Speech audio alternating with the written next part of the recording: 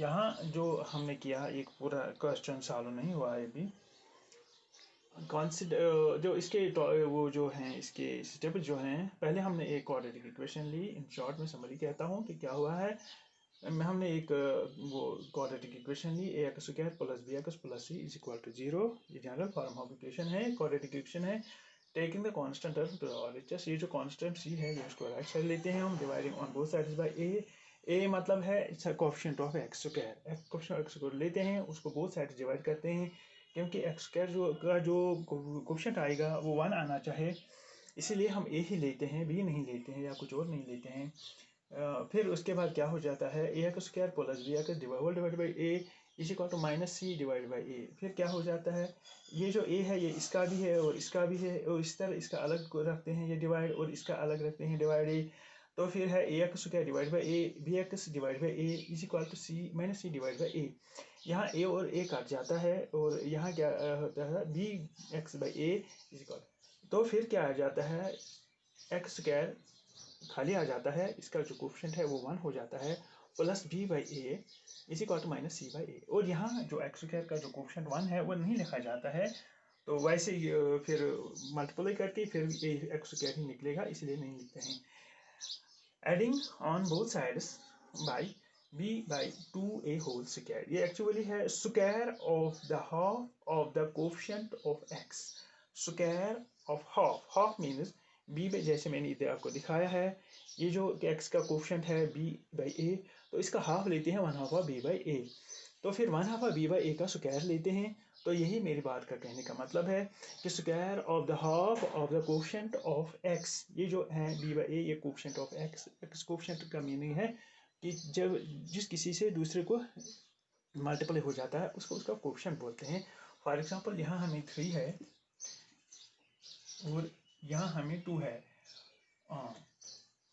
2 जो है ये 3 का कोएफिशिएंट है, या 3 2 का कोएफिशिएंट है, ये आपस में कोएफिशिएंट्स हैं, यानी 2 और 3 आपस में कोएफिशिएंट्स है। जैसे x और y लेते हैं, x और y, ये x है ये y का कोएफिशिएंट है, और जो y है ये x का कोएफिशिएंट है, और जो दोनों का जो बनता है x y वो प्रोडक्ट कहलाता है। यानी 2 × 3 ये इसका कोएफिशिएंट है, 2 3 का कोएफिशिएंट है, 3 2 का कोएफिशिएंट है, और इनका जो निकलता है 3 2 6, और ये 6 है ये प्रोडक्ट कहलाता है।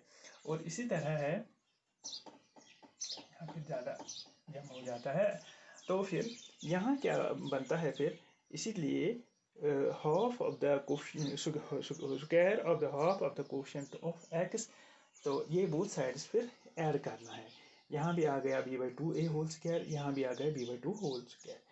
तो फिर है, इधर आइए आप, ये जो मैंने दिखाया ये कैसे फिर बनता है, हमारे पास है एक formula a plus b whole square.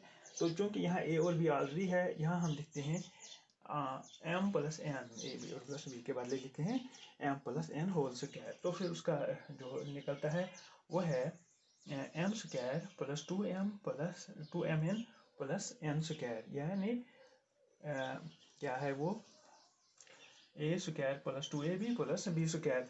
और यहाँ जो है m के बदले है x, तो यहाँ इसलिए x m के बदले है x, तो यहाँ x आ जाता है, x m इधर है, इसलिए जो है ये इधर x इधर आएगा, तो यहाँ फिर है प्लस फिर n स्क्वायर m के n आएगा, तो यहाँ है b by 2 a whole square, इसलिए आएगा x plus b by 2a whole square is equal to minus c by a plus b square by 4a square.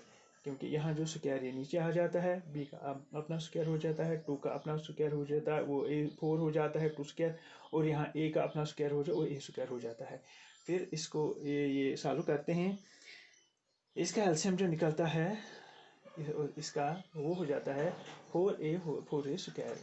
तो फिर अगर हम इसको तोड़ देते हैं, जैसे हमने अभी दिखाया मैंने, ये कैसे बनता है, फिर 4a क्या 4a स्क्वायर बन जाता है, 4a इंटू ए इसका नीचे है ऑलरेडी, तो जो बचता है फिर 4a से इसमें इसी को मल्टीप्लाई हो जाता है, इसलिए आता है 4ac।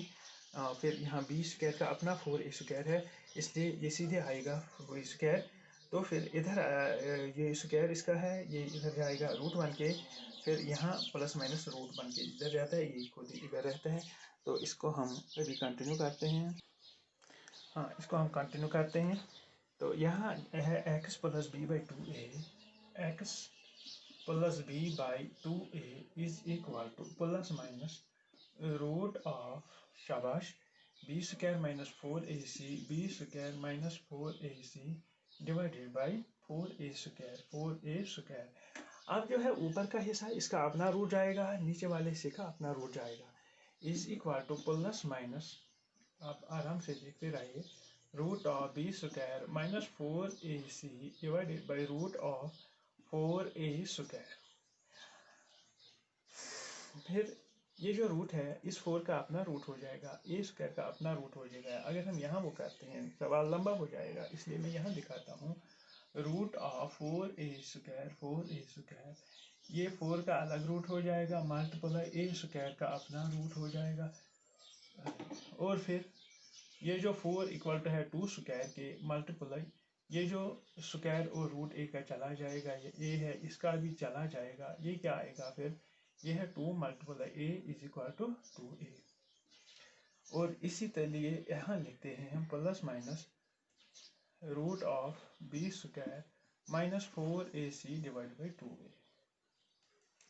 और यहाँ जो है x plus B by 2a, तो फिर है x यहाँ रखते हैं, b बाई 2a को उधर ले जाते हैं, x इज इक्वल टू, ये है माइनस, ये इधर उधर जाके ये तो फिर ये उधर ले जाओ इसको, b बाई 2a, ये इधर जाएगा, फिर है इसका प्लस माइनस, फिर है root of b square minus 4ac divide by 2a। देखो कुदरती तौर ये जो नीचे है दोनों का 2a है, जब नीचे एक जैसा होता है ऊपर वाले भी एक जैसे आते हैं, यानी इस तरह minus b plus minus root of b square minus 4ac आ गया। इस तरह जो फाइनल आंसर निकलता है x का, वो क्या निकलता है, minus b plus minus root of b square minus 4ac। तो इस तरह therefore the values of x are x is equal to minus b plus root of b square minus 4ac divided by 2a,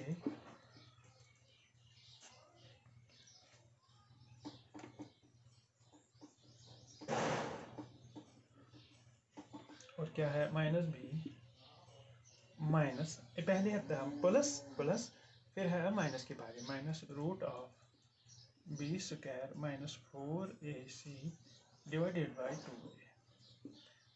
तो इस तरह हमने जो कॉम्प्लीटिंग the squares के ज़रिए से हमने जो एक क्वाड्रेटिक इक्वेशन के रूट्स जो निकाले हैं वो इसी तरह हैं। तो बाकी इंशाल्लाह आगे जाएगा। अल्लाह हाफिज़।